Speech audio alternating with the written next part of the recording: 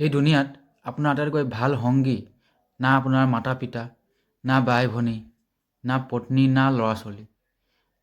আটাইতকৈ ভাল সংগী হ'ল আপোনাৰ শৰীৰ। যেতিয়ালৈকে আপোনাৰ শৰীৰ ভালে আছে তেতিয়ালৈকে আপোনাৰ হাজাৰটা সমস্যা থাকিব, আৰু যেতিয়া আপুনি একেবাৰে গম্ভীৰ ৰোগত পৰি গ'ল, শৰীৰ পৰি গ'ল, তেতিয়া আপোনাৰ সমস্যা এটাই থাকিব, কি জানে? যেনে তেনে মোৰ শৰীৰটো ভাল হৈ লওক। যিদিন আপোনাৰ শৰীৰ নাথাকিব, আপুনি নাথাকিব, বা আপুনি বেমাৰৰ গম্ভীৰ ৰোগত পৰি আছে, সেইদিন আপোনাৰ পৰিয়ালৰ মানুহে আপোনাৰ লগ এৰি দিব। গম পাইছে নহয়?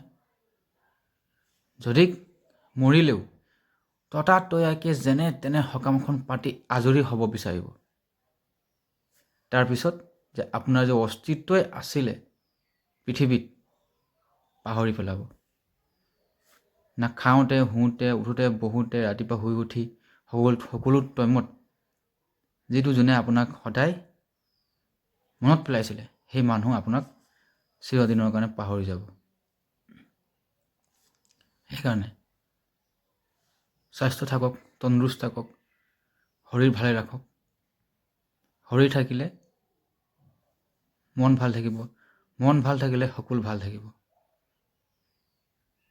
যেন অনুভৱ কৰিব যেন পৃথিৱীখন মোৰেই।